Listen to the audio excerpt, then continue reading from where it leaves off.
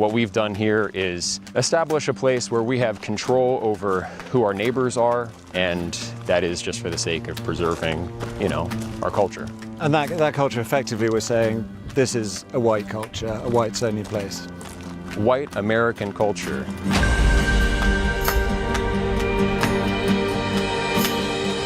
Over the last year and a half, high up in the Ozark Hills in the state of Arkansas, dozens of people have been working hard, leveling the land, building houses. They call it an intentional community based around shared ancestry, a long-winded way of saying something really quite simple. I think we would generally be called far right, sure. It's called Return to the Land, and they invited me in. A lot of people are going to be, why are you making Nazi references? Right. Well, why wouldn't I? A seemingly bucolic and sometimes surreal experience. But this is built on a radical modern premise, made possible because of a new political and technological moment. One with strong ties to the most active far-right groups in the US. Instead of taking to the streets, they are building their own, for generations to come. It's important for me to do this for my ancestors, my friends, my family, my children, my children's children. But in this southern US state, people who have lived through segregation once fear it is returning. When you hear things like that, it causes you to be fearful, and you don't know who to trust. Its founder says he is building a fortress for the white race. It's a racial association. I kind of want to ask you, after seeing this, do you think what we're doing is immoral?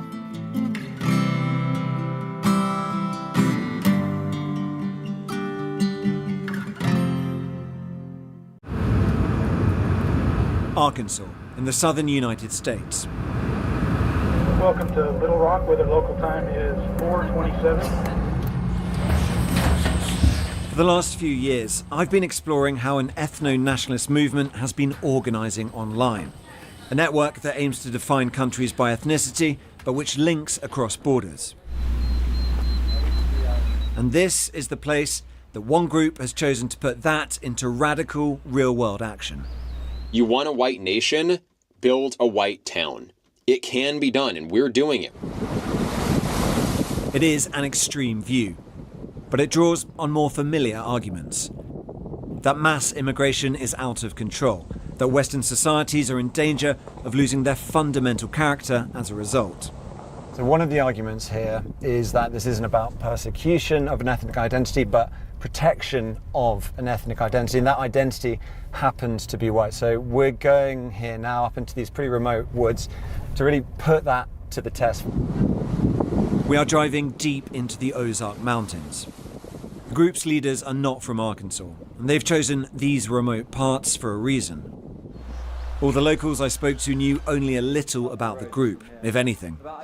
I don't necessarily agree with it, but that's not my choice. Yeah, but do you think they should have the freedom to do it?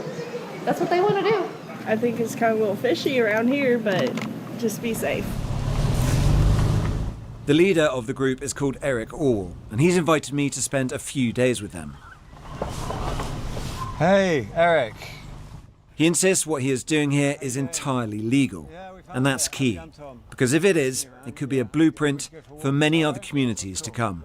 Welcome to the Ozarks. Thank you very much. What we've done here is establish a place where we have control over who our neighbors are, and that is just for the sake of preserving, our culture. And that culture, effectively, we're saying this is a white culture, a whites-only place. White American culture. Yeah, not just white, but white American. But what this sounds like is bringing back segregation. Is that a fair assessment? Well, it's free association. So we're not trying to keep other people down. This is a small settlement in the middle of the Ozarks. But they are being kept out. You don't let everyone into your home. 160 acres taking shape, forest cleared, roads laid, cabins built. Around 40 people live here. Hundreds more from across the world have paid to be members. And I'm intrigued to find out what motivates people to give up their old lives for this. We met here. Oh, you met here? Okay, so you came here. I met her on like day 3. So. Oh my God, what a story. It beats Tinder, doesn't it? Like. Yeah, right? Yeah, it was. David and Caitlin not only met here, they got married last month. And they wouldn't be here without social media. Somebody had posted a video of Eric. Yeah. I saw videos of them actually building stuff on the land. I was like, oh man, I gotta come check this out. And I figure if there's nothing else like this in the country, like it should at least exist. Yeah. Like, do people really think that we should never be able to choose our neighbors? It wouldn't be controversial for any other racial group to do the same thing. I think it'd be quite controversial. Well, if you don't have rules against it, then, you know, anyone of any race can come and be your neighbor, and they're watching the news, which is telling you that white people are, you know, the cause of all your problems and all the ills of society, and suddenly, you know, your children are much less safe because there's a lot of violence, anti-white violence happening to white people and white children. And so Specifically sort of motivated by racism against white people. What sort of things the heavens are about to... I'd like to continue talking, but the rain starts and it comes down hard. The residents shelter in their cabins and night falls. The next morning. This is how the average weekend works at Return to the Land, or RTTL, what they call a work party, made up of residents, but also new recruits who have come to check out the project. It is hot, hard work. To join RTTL, you have to sign up to the Private Members Association, or PMA. And there are strict criteria for membership, as Scott Thomas, a board member and one of the founding fathers here, explains. You have to be a PMA member to live here. Yeah. So you have to be someone of European heritage. The group's logo, based on a Nordic rune, draws on that heritage. It is the PMA that the group believes makes this all legal. Once members have been vetted on ethnicity and other grounds, they can buy shares in the Limited Liability Company, or LLC. Those shares translate to acres of land that they can build on. Peter Seri is the brains behind the legal side of things. Civil Rights Act is there for a reason, and this is a way around it. Yeah, Do you think it'll survive contact with the legal system, the courts, if it came to that? hopefully. Do you think it's racist or not? Do you reject that term? Do you embrace it? I don't know about that term. I mean, people use it in a lot of different ways. I'm sure there's a lot of people on the internet who would call me racist. I don't really know or care whether that term applies to me or not. Maybe. Scott, what do you think? Yeah, I almost don't know what racist means anymore. Like it's, you call it racist. There's a prejudice towards someone who's from a different ethnicity. Well, actually, the modern definition of racism, according to critical race theory, all white people are racist automatically.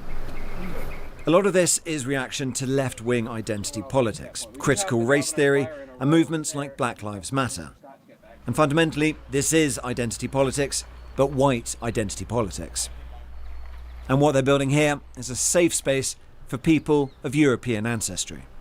It's exclusionary, it's sort of an attempt at segregation. Right.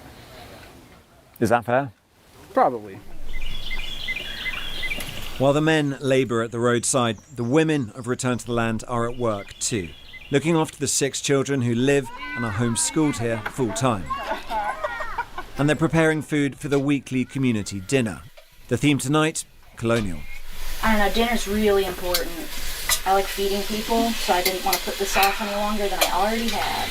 Back in the day, when we first got the land here, there were only about 5 guys. I was living 40 minutes from here, and Jennifer was the first, family to be on the land full time. So we started community dinners back then, and it would be pretty relaxed because there weren't many people. But it is nice. It's slowly growing. So. They've come here to live for a variety of reasons, but their dedication to the mission is absolute.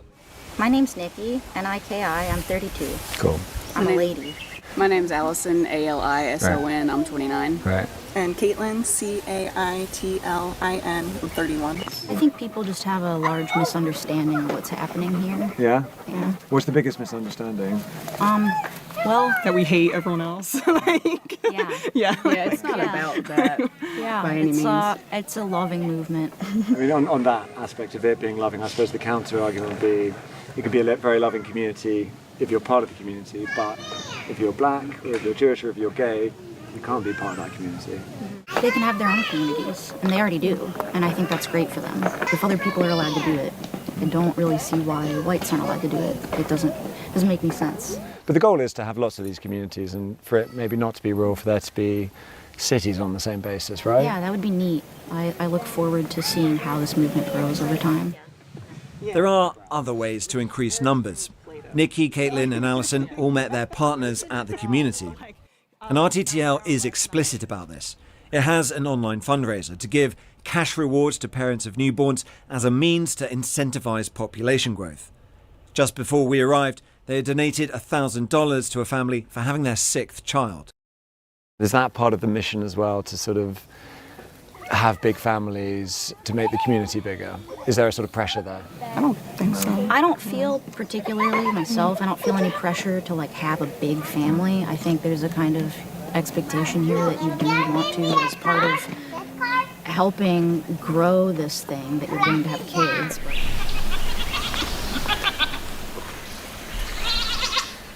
There's not a lot to show around here. I basically just have the whole pasture area. Peter is unattached. This is his homestead. He's been on a journey. He told me he used to be a liberal, a hippie even. The knife is a tool. It has to be very sharp in order to cut properly. He founded a commune in Ecuador, an intentional community based not on ethnicity, but veganism. So this is your lot? Yeah. But he's also immersed in internet culture, someone who delights in provoking reactions, a troll. On the group chat on the messaging app Telegram, he's posted the numbers 1488. The 14 refers to the 14 words, a white supremacist slogan. And H is the 8th letter of the alphabet, so 88 means HH, which means Heil Hitler. Because you've put that in the Telegram, for instance. What does that mean when you place that in Telegram 1488? Well, I use it as kind of like a funny comment, throwback. As part of that Nazi discussion, another frequent topic on the online chat is the Holocaust. Usually minimised, sometimes even mocked. But the Holocaust, stands as a unique crime in the history of Well, that's your opinion. Really. I think the Holodomor was much worse than the Holocaust. That's my opinion. I mean, we're allowed to have opinions. Yeah, well, we can say they're both bad. The Holocaust was bad. But do you know anything about the Holodomor? Yeah, in Ukraine, the famine, I know a little bit about it, and I know it was awful too, and it's sort of deliberate, but we can also agree the Holocaust is bad. Well, we don't have to say that one was objectively worse than the other. I'm not saying that, I'm saying, was the Holocaust a bad thing? So basically all I'm saying is that I don't really see it as concerning that people are talking about Hitler when it's acceptable, it's publicly, socially acceptable in the United States for leftists to support Chairman Mao. It's quite difficult to agree on even the very bare minimum here. It's just interesting, sort of, when we're coming to talking about the Holocaust, it's always about something else. And, I think most people would agree the Holocaust was a bad thing. Right. But you're not willing to agree with that. What, do you want to talk about the whole? I mean, it fine. seems like an interesting subject, but... It is an interesting subject. I also think that was a bad thing, but I think the Holocaust was a bad thing too. Right. Yeah. Well, are you asking me a question? I'm asking you, do you think the Holocaust was bad? Yeah. Okay. Yeah, I think the Holocaust was bad. RTTL is based on exclusion, but that also means building community for those allowed inside. This isn't just for our camera's benefit, to present a veneer of clean, healthy living. It's central to the project. Like many far-right movements before them, RTTL's mission is to show that by excluding others, they can live purer, more natural lives. As they put it on their website, to cultivate wholesomeness, beauty, health, and hope.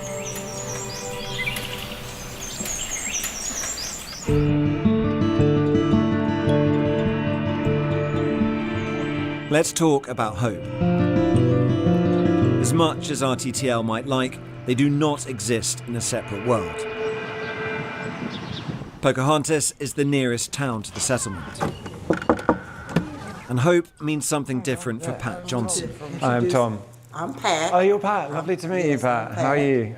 We met her before we went up into the hills. It was about 25 students that attended school here. The whole time, yeah.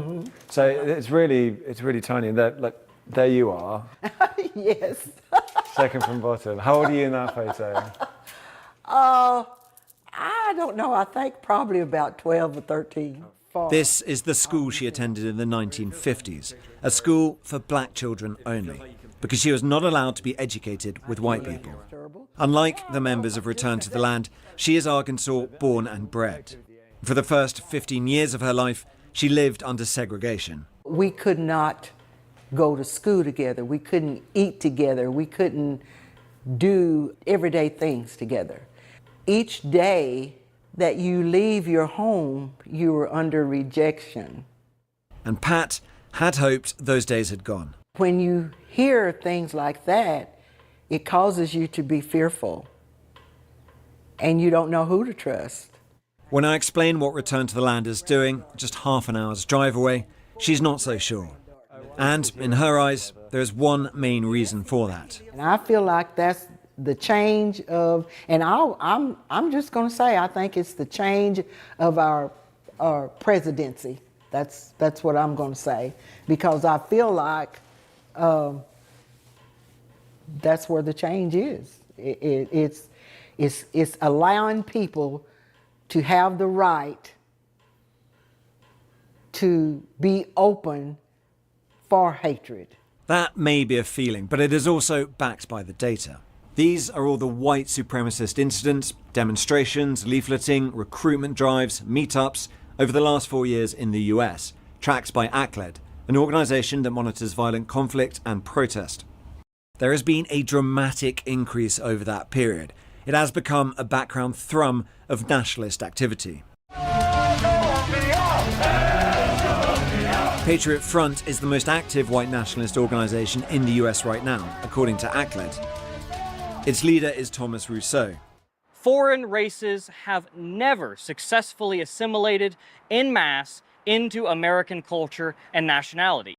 And the group has tight links to Return to the Land. Eric and Thomas speak on each other's podcasts and have fast-track membership for both organisations. Comfy? Feels good. Yeah. It's about time we spoke to Eric. Less than 50% of children born today in the US are white. I'm white, my kids are white. There is something to your background that informs who you are, your sense of identity. And we don't want that sense of identity being taken away from us involuntarily. So we're taking control of that situation and creating an environment where my kids can celebrate their identity and not have it, threatened from outside, I guess. But why is that threatening you? Why is that an issue that you've had to address? There will always be white people. Well, I'm feeling a little nervous now in the interview. We are forced to accept people into our neighborhoods, into our businesses, and into our lives who won't share our background, who won't share many of our cultural priors, even moral priors. We don't have a rule stating, if you have X amount of non-European ancestry, you're definitely out. In many cases, that would disqualify someone. Were I to apply to the PMA and my views were different, I'd probably be allowed in. Do you think that's likely? I know it's a case-by-case basis, but just off the top of your head. Yeah, possibly we would accept you in the PMA. I don't understand white American culture, but you'd rather have me in that case. I just wonder, though, whether some people watching this, having heard all this intellectualizing, this rhetoric, would say, fine, but actually at heart, this is just, it is just prejudice, it is just bigotry, it is just lowest common denominator racism dressed up in these arguments. And I would just question the moral frame. Why is it wrong to identify with your own people, want an integrated culture where you can be yourself? Just to boil it down to what for you is the definition of racism? When I was a kid, I suppose I interpreted racism to be judging someone solely on the basis of their race. And is that a good or bad thing? I think this basic moral consensus treats it as automatically a bad thing without a lot of reflection. This is my last day here, and before I go, I want to speak to John. Not a leader like Eric or Pete or Scott, but an acolyte, a young one and newly arrived. He's only been here a month. So I'm trying to knock off some of this more good topsoil, give it some more. We'd seen him when we first came up. He guided us in on his bicycle. It's just you have a community where you feel like you belong here. You have people you can talk to, and I can't explain it. It's too beautiful. It's nice. He'd been working on Scott's new house over the weekend. In return for his labour, he gets cheap rent. John dropped out of college, and he's worked jobs all over the United States. He's 26, younger than the leaders who are all in their 30s. If they are the recruiters, he is the perfect recruit. And for John, the primary motivation was financial. To me, it's economical. It's an economic decision, right? And everything else just kind of falls in line. Yeah. But the main thing to me is cheap land. Everything else is a bonus. You've got 2 levels here. Yep. Got a loft up top, and this is the main area. So living area down here. So it's quite comfy, right? It is quite comfy. As for excluding people, I don't see it that way. We're trying to embrace our culture and our heritage. It's been denigrated, if you ask me. We've turned into a melting pot of a country for a long time now. There is one last thing before I go. A concert put on in honour of our visit. This first piece that Peter and I are performing, it's called The Virginia Colonies by Fred Cooper. The English governor returned to take his place. Eric himself takes the stage. This is a Baroque flute, also known as the German flute or the penny whistle. It was a very popular instrument in colonial America. It's not easy to look tough with a flute, even if it's German. But the audience is rapt.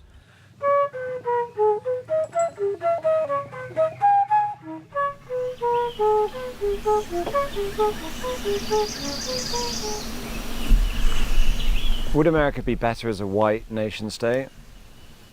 Better in what sense? Would you prefer, completely blank slate, America is just an ethnically white country? I would probably feel more comfortable there because I'm white, and that's the way that this country was when my ancestors came here. You also talk about Hitler in your videos a couple of times when you've talked about people who are waiting around for a new Hitler to come. Mm-hmm. And you said he's not going to show up. You have to do the work for that Hitler to arrive. Hitler is a very controversial historical figure. I think the mainstream view is one-sided. It's informed by World War II propaganda, but also the contrary position that Hitler did nothing wrong that many people online say, that's also a one-sided view. I think all historical figures are complex, multidimensional, but when I say you're gonna have to wait for that new Hitler to arise, I'm not saying you're gonna have to wait for a new person to start a new Holocaust. I'm saying you're gonna have to wait for a charismatic leader who's going to advocate for your interests, because that's how a lot of people see Hitler. I'm addressing how they think of Hitler, not my own view. There are other PMAs, other bits of land that are going ahead? Yeah, there are 2 other groups, actually 3, organizing. One in Appalachia, one in the Pacific Northwest, and then another one here in Arkansas. So this is the growing movement? Right now it's growing very quickly. Yeah, we have applicants every week. I would like to see more communities so that people in all parts of the U.S. have this as an option if they want it. I would also like to see us network and branch out internationally to a greater extent. Is there anything you want to talk about that I haven't asked about? I kind of want to ask you, after seeing this, do you think what we're doing is immoral? Yeah, I do. Yeah? Yeah. And that's not, for me, it is morally objectionable. I think the way we've talked about it is, I don't think it is like a country club. That's the difference. I don't think this is sort of free association. I think you are depriving people of a fundamental right to housing. That's how I see this issue. And I think the reason I'm asking those questions about where it goes from here, I think that is a thought experiment, but I think if you replicated it large, I think I would be unhappy with how that looked if it were in my country and if I were on the receiving end of it. You think intentional communities shouldn't be able to associate how they like? Not on the basis of race. And the Arkansas State Attorney General told us, "This is the first I've heard of these allegations. Racial discrimination has no place in Arkansas or anywhere in a free society. These allegations raise all sorts of legal issues, including constitutional concerns. My office is reviewing the matter."